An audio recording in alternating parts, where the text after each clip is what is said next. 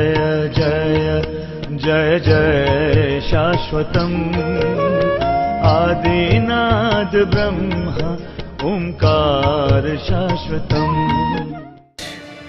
आपने मुझसे भगवान राम की कथा पूछी थी और मैंने आपको शिव की कथा सुना दी।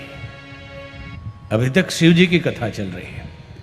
पूछा है कि नारायण नर कैसे बन जाते हैं, पूछा निराकार नराकार कैसे बन जाते हैं। भगवान राम के अवतार की कथा पूछी और सुनाया क्या, शिव जी की कथा सुना दी। आपको भी ऐसा लग रहा होगा कि आज तीसरे दिन तक राम जी तो आए ही नहीं, अभी शिव जी की कथा चल रही है।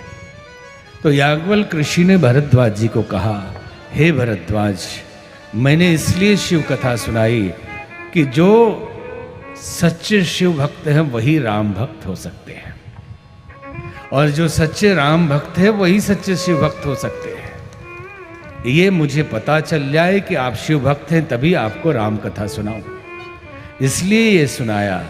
गोस्वामी जी ने वर्णन किया, बिनु छल विश्वनाथ पगने हो, बिना छल के भगवान शिव के चरणों में प्रीत हो, राम भगत कर लक्षण हो, यही सच्चे राम भक्त का लक्षण है। शिव जी राम जी की पूजा करते हैं और राम जी महादेव की पूजा करते हैं। ये सच्चाई है, लेकिन अगर दूसरी दृष्टि से देखें तो लगता है उस काल में जब ये लिखा गया तो शिव भक्त और विष्णु भक्तों के बीच द्वंद्व रहा होगा, जिसके कारण ये विशेष रूप से तालमेल बिठाया गया यहाँ।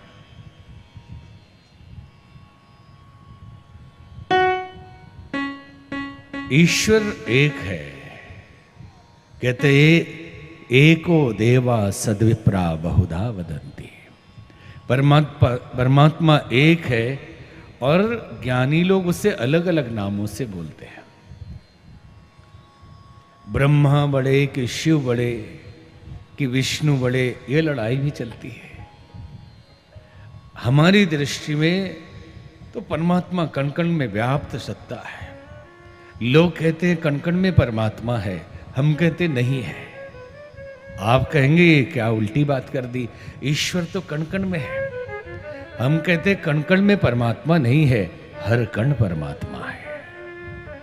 इस सृष्टि का हर कण परमात्मा है। सृष्टि को अलग से बैठ के परमात्मा बनाता नहीं, सृष्टि ही परमात्मा है। ये परमात्मा का ही विस्तार है। जब इस सृष्टि निर्माण की प्रक्रिया चलती है, उस प्रक्रिया और उस प्रोसेस को हम ब्रह्मा कहते हैं। जब वे चलती रहती है उस प्रक्रिया को हम विष्णु कहते हैं, और जब फिर सिमटने लगती है और दूसरे रूप में जाती है तो उसी को शिव कहते हैं। एकम सद्विप्रा बहुधा वदन्ति। ईश्वर एक है, विप्र ज्ञानी अलग अलग रूपों में उसको परिभाषित करते हैं। एक बार भगवान बुद्ध से राजा प्रसेन जीत ने पूछा, हे तथागत, ईश्वर एक है या अनेक? बोले एक है। तो फिर इतने धर्म क्यों है?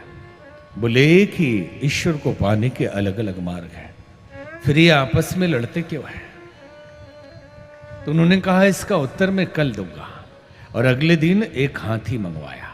भगवान बुद्ध ने कहा, राजन एक हाथी बुलाइए और 4 ऐसे लोगों को बुलाइए जो जन्म से अंधे हों और हाथी कभी ना देखा हो।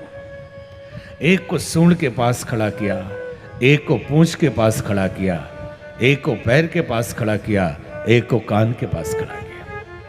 एक एक करके पूछने लगे कि बताओ, छू के स्पर्श करके अनुभव करके हाथी कैसा होता है? पूंछ पकड़ने वाला अंधा कहता है, राजन मेरे जिंदगी में मैं जो कुछ भी टच किया, स्पर्श किया, मैंने अनुभव कर लिया कैसा है। मैंने देख लिया कि हाथी एकदम रस्सी की तरह होता है। मैं अभी छू के देख रहा हूं, हाथी एकदम एग्जैक्ट रस्सी की तरह। तभी कान पकड़ा हुआ अंधा चिल्लाया, हुजूर मेरी जिंदगी में कभी धोखा नहीं हुआ, मैंने जो छुआ है सच सच बताया। मैं बता रहा हूं कि हाथी सूप की तरह होता है, एकदम सूप की तरह हाथी कान पकड़ के छू रहा है। तभी पैर पकड़ा हुआ चिल्लाया, हुजूर मेरा भी अनुभव कभी गलत नहीं हुआ, हाथी खंबे की तरह होता है। तभी चौथा चिल्लाया जो सूंड पकड़े हुए था, हुजूर मेरा अनुभव भी पक्का है, हाथी पाइप की तरह होता है। भगवान बुद्ध ने राजा से पूछा, राजन हाथी पाइप की तरह होता है या हाथी खंबे की तरह होता है, अथवा हाथी रस्सी की तरह होता है या सूप की तरह? राजा ने कहा, तथागत सबको मिलाने के बाद भी हाथी पूरा नहीं हो रहा।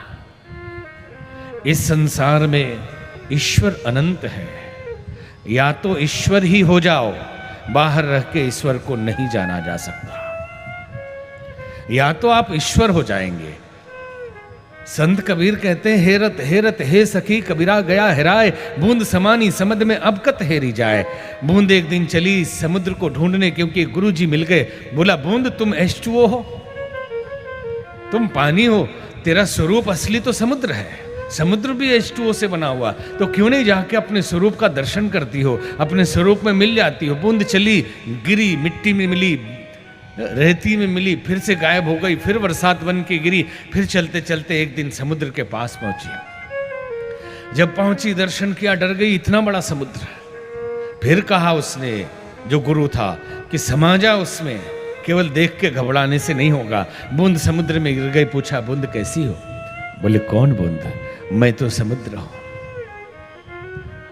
हेरत हेरत हे सखी कबीरा गया हेराए, बूंद समानी समद में अब कत हेरी जाए।